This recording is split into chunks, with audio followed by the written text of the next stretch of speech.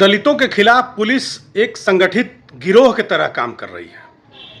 ऐसा लगता है कि योगी आदित्यनाथ ने पुलिस वालों को खुला छूट दे रखा है कि जितना हो सके उतना दलितों का शोषण करो। हर दिन मेरे पास 4 से 5 मामले दलितों के आ रहे हैं जिसमें पुलिस सीधे सीधे गुंडागर्दी करके दलितों को उत्पीड़न कर रही है, फर्जी मुकदमे लगा रही है। ये जो लड़का आप देख रहे हैं स्क्रीन पर, इसको 22 अगस्त को 4 लड़कों ने पीटा, ईंटे से इसका सर पूरा कूच दिया, लहू लुहान हो गया ये। उसके बाद ये जाता है, इलाज कराता है। इलाज कराने के बाद, पट्टी बंधवाने के बाद ये थाने पर जाता है, इसके पिताजी लेकर के जाते हैं और थाने पर ये एप्लीकेशन देता है कि मुझे 4 लोगों ने मारा पीटा है और उनका नाम बताता है कि मुझे विशाल दुबे, प्रखर दुबे और गोलू पासवान और एक अज्ञात लड़कों ने मुझे मारा पीटा है और मेरा मुकदमा दर्ज किया जाए। पुलिस क्या करती है?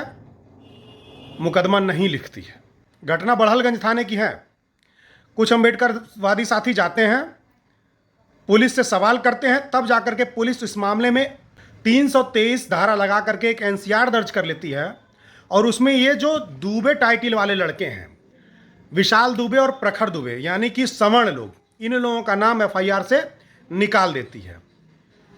केवल गोलू पासवान का नाम एनसीआर में डाला जाता है और सिर कूचा गया है, ईंटे से सिर कूचा गया है, खून बहा था, लड़का बेहोश था, लेकिन धारा लगाई जाती है केवल 323 और वो भी एफआईआर नहीं, एनसीआर दर्ज किया जाता है। और जो 2 मुख्य आरोपी जिन्होंने सबसे ज़्यादा मारा था अविनाश को, ये जो लड़का है प्रखर दुबे और विशाल दुबे, इन दोनों का नाम पुलिस निकाल देती है। अब इसके बाद इस लड़के के माँ बाप थाने पर फिर पहुंचते हैं, कहते हैं साहब जिसका नाम हम लोगों ने एफआईआर में लिख करके दिया था, जो हमारे लड़के को सबसे ज़्यादा मारे थे, उन लोगों का नाम एफआईआर में नहीं लिखा है। पुलिस धमकाती है कि ये एफआईआर वापस ले लो और दौड़ो मत, नहीं तो तुम्हारे ऊपर फर्जी मुकदमा लगा दिया जाएगा। अब देखिए, ये लोग इस मामले को लेकर के सीओ साहब के पास जाते हैं।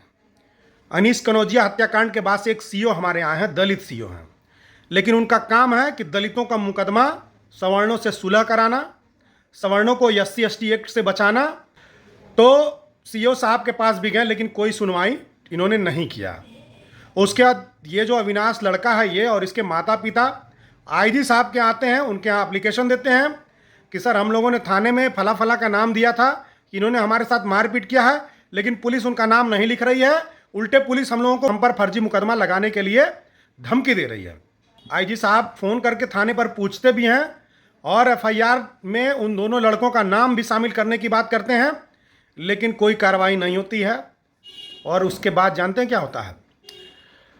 13/9/2022 को, यानी कि पिछले महीने की 22 तारीख के बाद, लगभग 20-22 दिन के बाद 13/9/2022 को गोलू पासवान जो लड़का है, उसकी बहन की तरफ से एक एप्लीकेशन थाने में, बड़हलगंज थाने में दिया जाता है कि ये जो अविनाश, जिसका ये सर फिटा, जिसको लोग मारे हैं, अविनाश है, ये हमारे साथ छेड़छाड़ करता है।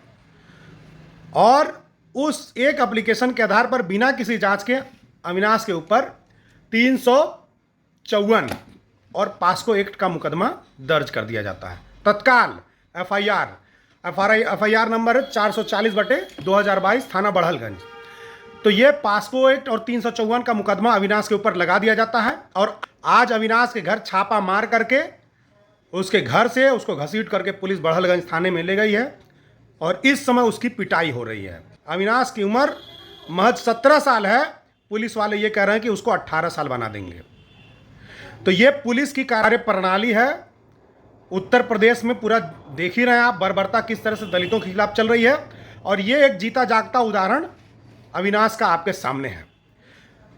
अब कल अगर पुलिस चालान कर देती है तो जमानत पड़ जाएगा, लेकिन अगर रोक लेती है तो परसों से 4 दिन की छुट्टी है और उसके बाद अगर पुलिस उसको जेल भेजती है तो 4-5 दिन तक कम से कम उसको जमानत की अर्जी नहीं पड़ पाएगी। इतनी पीड़ा होती है कब? जब एक दलित समाज के व्यक्ति को ही एक दलित के खिलाफ खड़ा कर दिया जाता है। क्यों? और मैं ये कहना चाहूँगा, आज दलित केवल वही रह गया है जो अम्बेडकरवादी है, जो सर्टिफिकेट में एससी हैं और वो अम्बेडकरवादी नहीं, वो मनुवादी हैं, मनुवाद को फॉलो करते हैं, वो दलित नहीं रह गए हैं और उनका इस्तेमाल किया जा रहा है। एक दलित को खड़ा करके, एक दलित को पिटवा करके और आज उसी को जेल भिजवाया जा रहा है, टोटल फर्जी मुकदमा लगा करके। सीधा सीधा दिख रहा है, इसका सर फुटा है। इसने जो एप्लीकेशन दिया उसको भी आप देख लीजिए, मैं स्क्रीन पर लगा देता हूँ।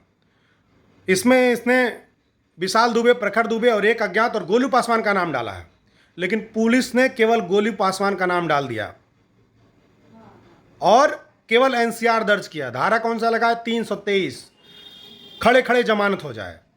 लेकिन जब अविनाश ने मुकदमा वापस नहीं लिया तो अविनाश के ऊपर 354 छेड़छाड़, यानी कि छेड़छाड़ और लड़की नाबालिग के नाते पास्को एक्ट का मुकदमा लगा दिया गया। आज उसको गिरफ्तार करके पुलिस ले गई बड़लगंज थाने में। उसको पीट रही है, कोई पूछने वाला है नहीं, कोई समझने वाला है नहीं, जानने वाला है नहीं। हम जैसे लोग हैं, कुछ अम्बेडकरवादी साथी हैं, तो इतना ज़्यादा उत्पीड़न हो रहा है कि सारे उत्पीड़न पर हम बोल ही नहीं पा रहे हैं। और क्या हमारा काम है कि हम केवल उत्पीड़न पर ही लड़ते रहें? समाज को कैसे आगे बढ़ाया जाए उस पर कोई काम न करें। समाज हमारा प्रतिनिधित्व कैसे पूरा करे अपना, उस पर कोई काम न करें। हमारे ऊपर खुद मुकदमे हैं। पिछले साल मुझे और मेरे भाई को फर्जी मुकदमे में 1 महीने तक जेल में सड़ाया गोरखपुर पुलिस ने। 1 महीना जेल काट करके हम दोनों आए। तो इस तरह से कुछ बचे खुचे लोग हैं, इतना प्रेशर हम लोगों के पास, और ऊपर से ये सारे मामले। जितने भी लोग सो रहे हैं, उठिए, जागिए। मर्ची पार का ये रहने वाला लड़का है, बड़हलगंज थाना अंतर्गत आता है। इसकी पूरी मदद करिए। पुलिस जो कर रही है उसका भुगतान पुलिस को भी करना पड़ेगा। एक एक पुलिस वालों का नाम लिख करके रखा हूं मैं, सबका ब्यौरा ऊपर जा रहा है। आज नहीं, 5 साल, 10 साल, 15 साल, 20 साल बाद जब भी सत्ता आएगी, खोज करके एक एक लोगों को रगड़ा जाएगा, एक एक चीज का बदला लिया जाएगा। ये भूलिएगा मत आप लोग। जो ये तांडव मचा रहे हैं ना, जो ये दुरुपयोग कर रहे हैं, उसका पूरा हिसाब किताब लिया जाएगा। और जो भी सवर्ण मानसिकता के लोग हैं, जो जातिवाद बनाए रखना चाहते हैं, दलितों को पैरों तले कुचल करके रखना चाहते हैं, उनको भी ये समझना चाहिए कि वक्त बदल रहा है। अभी दलित केवल और केवल बराबरी की मांग कर रहा है। वो ये नहीं कह रहा है कि आपने हमको हजारों साल तक जूती के नीचे रखा, अब हम आपको जूती के नीचे रखेंगे। वो केवल बराबरी की मांग कर रहा है कि कम से कम बराबरी का हक अधिकार दे दो। वो भी तुमसे भीख नहीं मांग रहा है, संविधान में लिखा हुआ है, संविधान हमको देता है। लेकिन उसके बावजूद भी जो जातिवाद को जारी रखना चाहते हैं, ये जान लीजिए समय बदल रहा है। जिस दिन दलित प्रतिशोध की भावना को लेकर के काम करने लगेगा, उस दिन न कानून देखेगा, न व्यवस्था देखेगा, और अपने आप से इंसाफ करने लगेगा। फिर आप लोगों को दिक्कत शुरू हो जाएगी। और ये जो नपुंसक निकम्मे सांसद विधायक हैं, यहाँ का दलित सांसद भी है बांसगांव का, ये निकम्मे, और इनके लिए मैं क्या शब्द प्रयोग करूं, ये जितने भी जीत करके विधानसभा लोकसभा में बैठे हैं, इनको मैं लानत भेजता हूं। ये चुप हैं, एक आवाज़ नहीं निकल रही है इन लोगों के खिलाफ। ये गद्दार बाबा साहब के आरक्षण पर पल करके, आरक्षण की सीट पर चुन करके, ये गद्दार वहां पहुंच करके मलाई चाट रहे हैं। और आज हमारे समाज के लोगों को फर्जी मुकदमा लाद करके मारा भी जा रहा है।